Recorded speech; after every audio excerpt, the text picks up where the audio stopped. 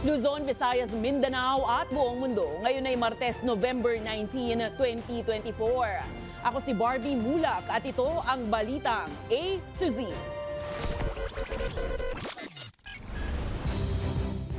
Dahil sa Pogo, nakapasok ang Pogo politics sa ating bayan. Panukalang batas na nagbabawal sa mga pogo, lusot na sa House Committee on Games and Amusement. Weather Bureau Pag-asa, idineklara na ang simula ng amihan season. Mas pinaigting na MMDA clearing operations laban sa mga pasaway na motorista ipinatupad sa Quezon City. Sa showbiz, kapamilya actress Andrea Brillantes humabol sa Piliin Mo ang Pilipinas Challenge patok sa netizens. At matapos ang global chart topper na Apato with Bruno Mars, Blackpink member Rosé maglalabas ng bagong single. Magandang gabi pambungad sa ating newscast. Double time ang mga bumbero sa pag-aapula ng sunog na sumiklab sa Pasig City bandang alas 6 ngayong gabi. Ayon sa Pasig City Disaster Office, nagsimula ang sunog sa isang residential area sa bahagi ng Kangkungan Street, Villa Cruces, Barangay Manggahan. Alas 7 naman nang iakyat sa ikatlong alarma ang sunog. Pero sa huling update ay bahagya na ring nabawasan ng laki ng sunog at idineklara fire under control.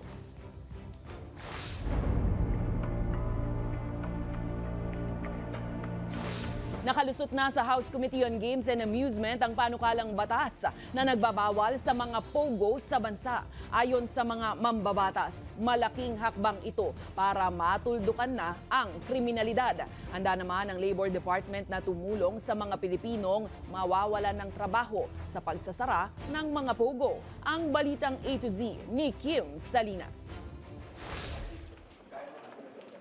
Halos isa't kalahating buwan na lamang bago ang deadline ni Pangulong Bongbong Marcos Jr. para maipasara ang lahat ng mga pogo sa bansa, legal man o illegal. Ayon kay Sibak Party List Representative Brother Eddie Villanueva, positibong hakbang na naipasa na sa committee level ng Kamara ang panukalang batas na magbabawal sa lahat ng uri ng offshore gaming operators sa bansa. Dahil sa Pogo, nakapasok ang Pogo politics sa ating bayan. Dahil sa Pogo money, may mga banyagang nakatakbot na ihalal sa kapangyarihan. Kung hindi natin ito wawakasan, ang ating bansa'y mapupuno ng mga leader na pinatakbo, ginastusan, inisponsor ng Pogo money. Aniya, wala itong naiambag sa ekonomiya ng bansa, sa halip ay dinaya pa ng mga pogo ang gobyerno. Naiisahan din ang gobyerno natin dahil ang mga Pogo ay hindi naman nagbayad ng tamang buwis sa pamahalaan. Ayon sa Bureau of Internal Revenue or BIR, 10 billion lamang ng dapat ay 24 billion taon-taon ang nababayad sa tax ng Pogo. Nakahanda naman ang Department of Labor and Employment na tumulong sa mga Pilipinong mawawalan ng trabaho sa pagsasara ng mga pogo. The number of Filipino workers who were affected to the banning of pogos is around 27,790. This is for the direct Filipino workers. And as for the indirect Filipino workers, we have profiled 2,777 workers. We shall conduct job matching, referral, placement services, career development support, labor market information dissemination, and sectoral job fairs. Also, employability and livelihood development services. Sang-ayon ang iba pang mambabatas na mas maraming pahamak ang naidulot ng mga pogo sa halip na benepisyo. The risks and negative consequences such as increased crime rates, social instability, and exploitation of vulnerable people. Hindi dapat isugal ng gobyerno ang kaligtasan ng mga Filipino at ekonomiya ng bansa sa mga pangako ng Pogo. Ang Pogo ay masangsang na legasiya ng Administrasyong Duterte. Legasiyang dapat nating tuluyang wakasan. Ayon sa PAGCOR, sa 43 IGL o legal na pogo, nagsara na ang 16 samantalang 27 ay nasa proseso na ng tuluyang pagsasara. Para sa Balitang A to Z, Kim Salinas. Mariing itinatanggi ni Senator Cynthia Villar na sinugod niya si Las Piñas Councilor Marca Anthony Santos sa loob mismo ng simbahan. Ayon sa senadora, katabi niya si Santos, kaya hindi ito masasabing panunugod. Sa gitna po yan ng isang misa. Paratang pa niya, nagbabayad daw umano si Santos para siraan ang kanilang pamilya. Hindi ko sinugod, katabi ko eh. Kasi sila nagbabayad sa media ng paninira sa aming pamilya. Ba't pa niya ako lalapitan at kakamayan? Di huwag niya na akong batiin. Sinabi ko sa kanya yun. Huwag mo na akong batiin kasi sinisiraan mo naman ang pamilya namin. Siyempre, I like to believe na ang laki ng performance ko. Kaya wala naman sila. Mga ka-A to Z, nilalamig na ba? Opisyal na nga pong idineklara ng Weather Bureau Pag-asa ang pagsisimula ng Northeast Monsoon o Amihan Season ngayong araw, November 19. Ibig sabihin, inaasahan na mas makararanas ng mas malamig na panahon at simoy ng hangin ngayong Burr months. Ayon pa sa Pag-asa, simula na ito ng northeasterly winds sa bansa sa susunod na buwan. Abiso naman po sa mga motorista, asahan na ang mas pinaigting na pagpapatupad ng batas trapiko ngayong papalapit na ang Kapaskuhan. Ayon yan sa Metro Manila Development Authority Strike Force. Ilang mga pasaway na motorista nga nasampulan na sa Quezon City bilang paghahanda sa papalapit na holiday season. Ang balitang A to Z ni Ian Maghanoy. Wala nang magawa ang TODA driver na sinanaw kundi ang sumunod sa mga traffic enforcer. Yan ay matapos matikitan ng MMDA Strike Force dahil sa road obstruction sa Tandang Sora, Quezon City. Ang pedestrian crossing kasi nasanay para sa tawiran ng tao, ginawang terminal ng TODA. Nakapakang gulo yung sir. Ito. Hindi rin nakaligtas sa reker ang mga sasakyang iligal na nakaparada sa kalsada, habang ang isa namang pasaway na motoristang may angkas pang bata, diretso impound na ang motor dahil bukod sa wala nang ang plaka, pasupa ang kanyang lisensya. Paliwanag ng MMDA Strike Force, asahan pa raw ang mas pinaigting na traffic apprehension laban sa mga pasaway na motorista. Tuloy-tuloy po tayo, araw-araw, every month. 6 days a week po yan. Minsan meron pa rin po tayo even on Sundays.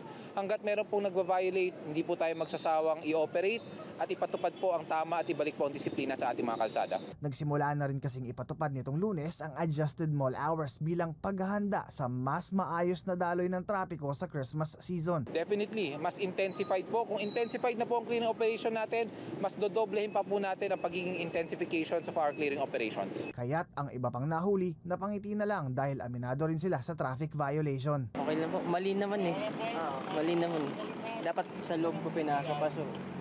Ano kasi, dito ako sa may vet kaya malapit. Mga ka-A2Z, kung mapapansin nyo, itong pulang sasakyan lumagpas dito sa linya ng bangketa kaya siya tinikitan ng Metropolitan Manila Development Authority. Ngayon, intensified ang kanilang clearing operations. Kabilang sa mga sinuyod ng Strike Force ay ang Tandang Sora Avenue, Mindanao Avenue at ang North Avenue sa Quezon City. Sa ngayon, plano ng grupong suyurin ang lahat ng mabuhay lanes at tanggalin ang mga iligal na nakahambalang sa mga naturang kalsada. Para sa Balitang A to Z, Ian Maghanoy.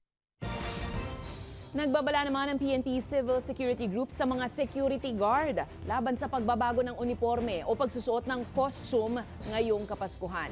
Ayon kay CSG, Director Major General Leo Francisco, kailangan ng pahintulot mula sa CSG kung may planong baguhin ang itinakdang uniforme. Kabilang narito ang pagsusuot ng Santa Claus at iba pang habang nagbabantay sa mga establishmento. Ayon sa ahensya, may multa at parusa sa mga lalabag sa patakaran. Kasalukuyan namang nakikipag-ugnayan ng CSG sa mga lokal na pulisya para paigtingin ang seguridad ngayong holiday season. Marami tayo kasing mga experiences na ito ay nagagamit ng mga kriminal o masasamang loob. Kaya yun yung mga bagay na iniiwasan natin at iiwasan natin sa pagkakataon ito.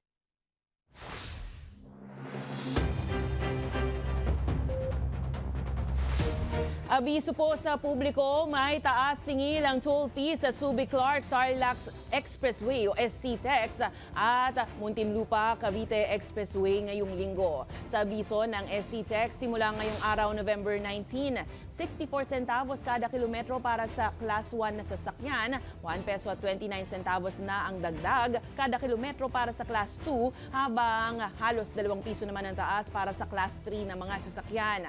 Habang sa MCX naman, mararamdaman na rin ang pagtaas ng toll fee simula bukas November 20. Sa Class A vehicle, 22 pesos na ang toll, 43 naman kung Class 2 habang 65 pesos kung Class 3 o malalaki ang sasakyan. Ayon sa Toll Regulatory Board, ito na ang ikalawang tranche ng paggalaw ng toll fee kasunod ng hiling ng North Luzon Expressway Corporation na periodic adjustment sa 2020 at 2022.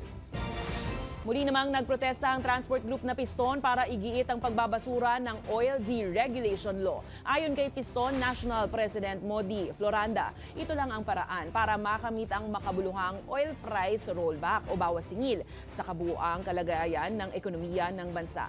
Anya, napakaliit lang ng 75 hanggang 90 centavos kada litro na bawas presyo kumpara sa 8 piso na taas presyo sa diesel mula noong Setyembre. Plano namang muling magprotesta ng Piston sa LTFRB sa November 29 pero nilinaw ng grupo na hindi sila magsasagawa ng transport strike. Talagang sinisiso, pinaglalaroan ng mga kumpanya na langis dahil doon sa patuloy na pag-iral ng mga palisiya sa ilalim ng Oil Deregulation Law, ng IBAT, ng ISAC-STAC at sa Catherine Law. Pinaplano ng Department of Agriculture ang pag-aangkat ng gulay at isda dahil sa patuloy na pagsirit ng presyo kasunod nga ng back-to-back na pananalasa ng mga bagyo. Ayon naman sa Agri-Fisheries Group, hindi importation ang solusyon sa mataas na presyo kundi price control. Ang balitang A to Z ni Ace Cruz. Sa Kadiwa Center na ito sa Quezon City nagpunta si Nanay Leonora para makamura. Mas mahal kasi ang paninda sa mga palengke ngayon dahil sa pananalasa na magkakasunod na bagyo. Mas mura dito. Oo, kasi sa mga palengke. Mahal. Okay. Mga magkano ba sa palengke? Mga 30% siguro.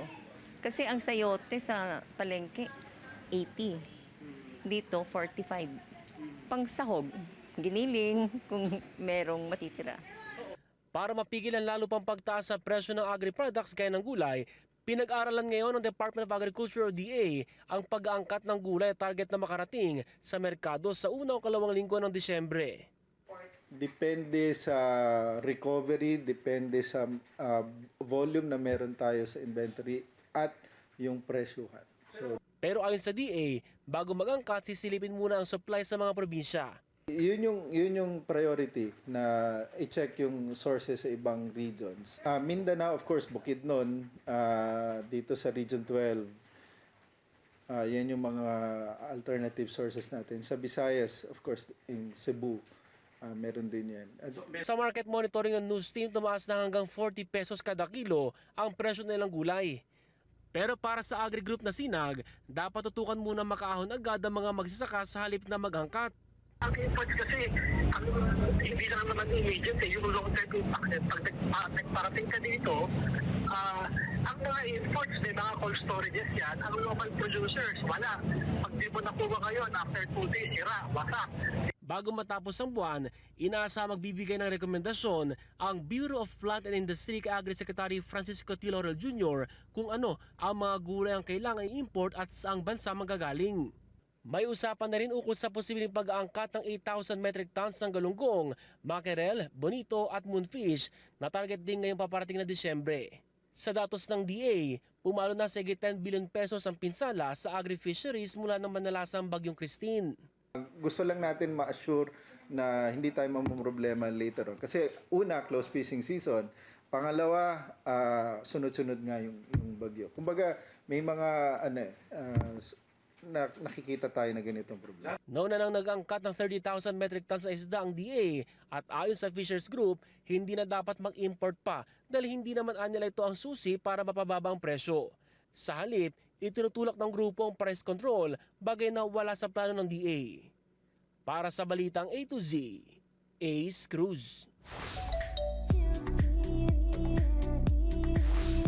Better late than never, yan ang pinatunayan ng kapamilya actress na si Andrea Brillantes nang i-upload ang kanyang Piliin Mo ang Pilipinas Challenge. Kaiba sa karaniwang challenge, hindi lang basta nag-transform si Andrea sa isang dalagang Pilipina. Tampok sa kanyang entry ang mga individual na malaki ang ambag sa kasaysayan ng bansa. Gaya ni na 2015 Miss Universe Pia Wurtzbach, two-time Olympic gold medalist Carlos Yulo, boxing champ Manny Pacquiao at Nobel Peace Prize journalist Maria Ressa. Binigyang pugay din ni Andrea sa video ang mga bayani ng bansa gaya ni na Jose Rizal, Lapu-Lapu at Andres Bonifacio. Pati, syempre, ang modern-day heroes gaya ng mga guro, nurse at mga magsasaka. Wow na wow rin nang mag-aladar na si Andrea sa challenge na ito. Kaya naman kasabay ng ibang level na challenge, may kasama pa ang pagpupugay sa kultura ng Pilipinas. Good job ka dyan, Andrea! Susunod, 7 magkakamag-anak sa Nueva Vizcaya patay matapos matabunan ng landslide dulot ng bagyong Pepito. At ilang Pinoy artist nagpahayag ng suporta kay Miss Universe Philippines Chelsea Manalo matapos ang kanyang laban sa Mexico. Abangan ang kumpletong ulat sa pagbabalik ng Balita A to Z.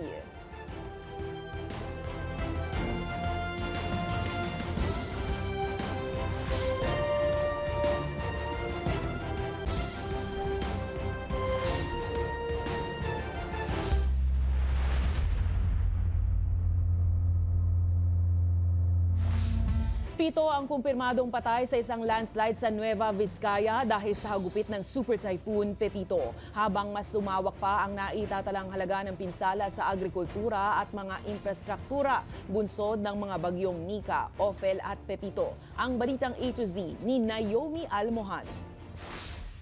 Hindi pinalad na makaligtas ang 7 magkakamag-anak sa sitio Hukukyong, bayan ng Ambagyo sa Nueva Vizcaya matapos matabunan ng landslide ang kanilang bahay sa kasagsagan ng pananalasa ng bagyong Pepito. Patay ang 2 babae at 5 lalaki, kabilang ang isang 8 taong gulang na bata. Ligtas naman sa pagguho ng lupa ang 3 iba pang miyembro ng pamilya, kabilang ang 4 na taong gulang na bata. Ayon sa Ambagyo PDDRMO, landslide prone ang kinatatayuan ng bahay ng mga biktima, lalo pat walang tigil ang buhos ng ulan noong weekend. Sa tala ng National Disaster Risk Reduction and Management Council, nasa mahigit 600,000 pamilya ang nawalan ng masisilungan dahil sa pananalasa ng mga bagyong Nika, Ophel at Pepito. Sa Hilagang Luzon, kabilang ang Bicol Region, Central Visayas, Calabarzon, Mimaropa at National Capital Region. Lumobo na rin sa halos 2 milyon ang bilang ng mga apektadong individual. Nasa mahigit 400 million pesos naman na ang naitalang pinsala sa infrastruktura at 8.6 million pesos naman sa sektor ng agrikultura, kung saan 781 magsasaka at mangingisda ang naapektuhan. 20 bayan at munisipalidad din ang isinailalim sa state of calamity dahil sa mga pinsalang iniwan ng 3 bagyo. Kabilang dyan ang probinsya ng Aurora kung saan nasa 130 barangay ang apektado, nasa 978 na kabahayan ang nasira at umabot na sa 410 million pesos ang halaga ng pinsala sa agrikultura, infrastruktura at MSMEs. Patuloy naman ang panawagang tulong at suporta ng mga lokal na pamahalaan ng mga nasalantang lugar sa bansa. Para sa Balitang A to Z, Naomi Almohano. Nagtipon-tipon ang humigit 2,000 election officers sa buong bansa para sa kauna-unahang National Convention ng COMELEC sa World Trade Center, Pasay City bilang paghahanda sa 2025 elections. Ayon kay COMELEC Chairman George Garcia, layunin ng 3 araw na convention na bigyan ng mga update ang election officers patungkol sa mga bagong makina at proseso para sa darating na halalan. Simula December 2 hanggang Enero 30 ng susunod na taon, magsasagawa ang COMELEC ng nationwide demonstrations at mock elections para sa mas malawak na edukasyon sa bagong sistema. Kauna-una sa kasaysayan ng COMELEC, meron kaming national convention ng lahat ng election officers sa buong Pilipinas. 2,000 lahat sila na naandito. Minarapat namin dalhin sila dito, bigyan ng mga kaalaman para sa gagawing halalan natin ng 2025, paggamit ng mga bagong makina, updates patungkol sa mga proseso na ipapatupad natin para sa halalan ng 2025. So, at the same time, first time na magkakakilala, magkakaharap-harap ang lahat ng election officers namin ng buong Pilipinas.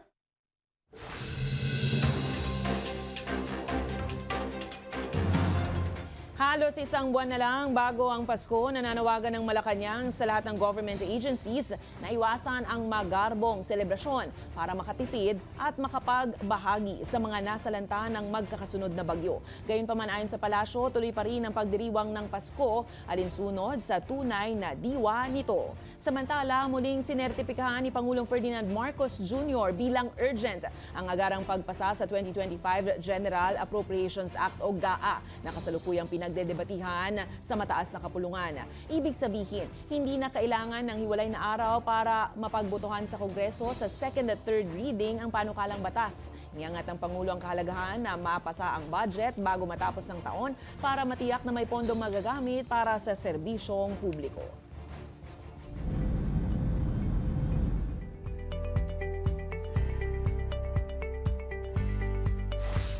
Kinumpirma ng Department of Foreign Affairs na may mga pag-uusap ang Pilipinas at Indonesia ukol sa posibleng paglilipat ni Filipina death row inmate Mary Jane Veloso sa isang pasilidad dito sa Pilipinas. Ayon sa DFA, umaasa silang malulutas ang isyong ito at makakamtan ng katarungan para kay Veloso na nakakulong sa ngayon sa Indonesia ng 14 na taon na. Noong nakaraang linggo, sinabi ng Coordinating Ministry for Legal, Human Rights, Immigration at Correction ng Indonesia na tinitingnan nila ang opsyon ng paglilipat ng mga banyagang bilanggo, kabilang si Veloso, bilang bahagi ng diplomatiko at makatarungang hakbang. Noong 2010, nahatulan si Veloso ng parusang kamatayan matapos makuhanan ng 2.6 na kilo ng heroin sa Yogyakarta. Itinanggi ni Veloso ang paratang at sinabi niyang siya'y biktima ng human trafficking. Itong Enero naman, nagpadala ng liham ang pamilya ni Veloso kay Indonesian President Joko Widodo at Pangulong Marcos para humiling ng kanyang clemency.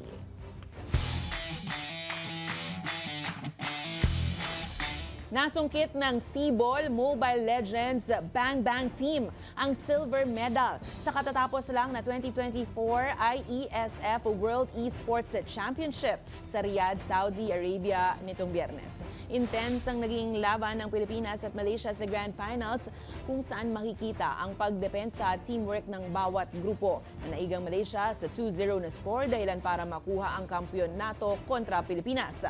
Biguman ng Pilipinas na madepensahan ang kanilang pagiging defending champion, taas no pa rin ang mga pambato ng bansa. Mag-uuwi ang Cebol team ng Pinas ng $40,000 o humigit 2.3 million pesos. Congrats, Team Philippines!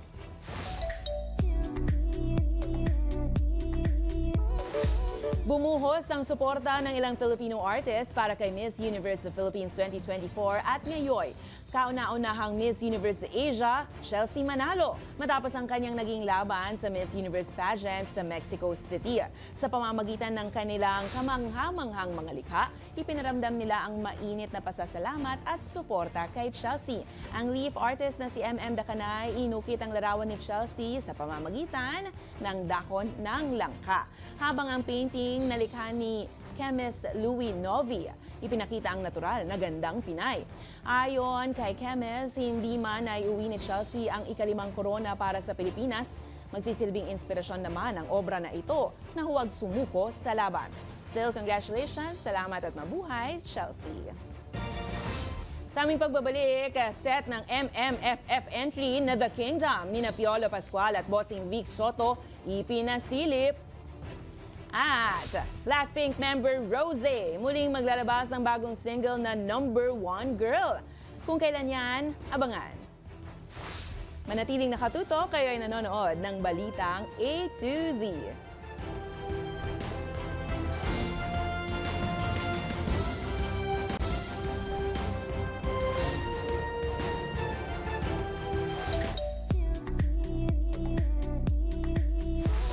Ipinasilip na ang set ng inaabangang kauna-unahang pelikula na Pagtatambalan ni Piolo Pascual at Bossing Vic Soto na The Kingdom na isa sa MMFF entry ngayong taon.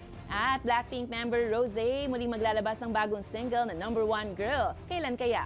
Makichika sa Balitang A to Z Showbiz ni Lane Garcia. Handa ka na bang makita ang kaharian ng kalayaan at kilalanin ang mga Malaya? Well, ipinasilip na ng MQuest Ventures sa kanilang social media page ang mismong set ng one of the MMFF entries ngayong taon na The Kingdom mula sa APT Entertainment directed by Michael Tuviera. Very nostalgic ang tema ng set at talaga namang nakakawaw ang bawat sulok ng production design. Pagbibidahan nito ni Piolo Pascual at Bossing Vic Soto kasama ang ilang mahuhusay na artista gaya ni Sid Lucero, Sue Ramirez at Christine Reyes. Maliban dyan, may astig na pasilip rin ang mga bida sa kanilang fight scene training with Coach Jerry. Marami pang sorpresa ang hatid ng pelikulang The Kingdom, kaya abang-abang na lang. Mapapanood ang The Kingdom sa mga sinihan sa December 25. Samantala, hindi pa man nakaka-move on ang ilan sa hit song na APT ni na Rosé at Bruno Mars, may bagong aabangan na naman ng mga Blinks. Muli na namang magre-release ng new single ang Blackpink member na si Rosé. Pinamagatan nitong Number 1 Girl at nakatakdang ilabas sa lahat ng music platforms sa darating na November 22, 2 p.m. Korean Standard Time. Hindi pa dyan nagtatapos ang pasabog dahil inaabangan na rin ng fans ang studio album ni Rosé na pinamagatang Rosie na ire-release sa December 6. Exciting! Para sa balitang A to Z Showbiz, Lane Garcia.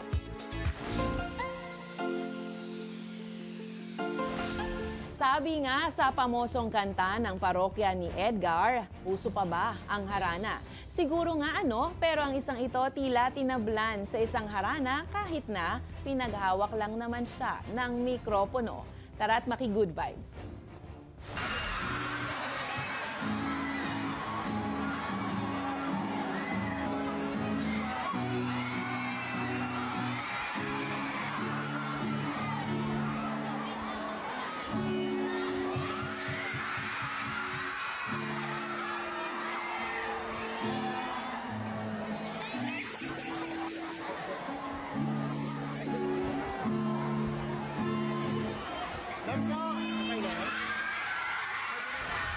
Wala ba kasing mic stand?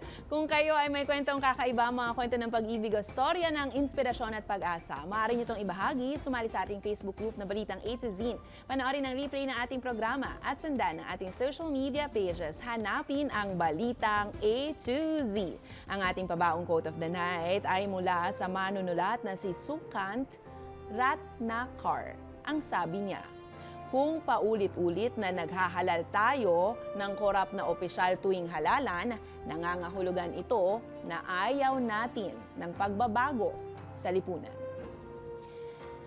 At yan, ang mga balita at impormasyon, mga kwentong may dalang inspirasyon na tinutukan ng Balitang A to Z.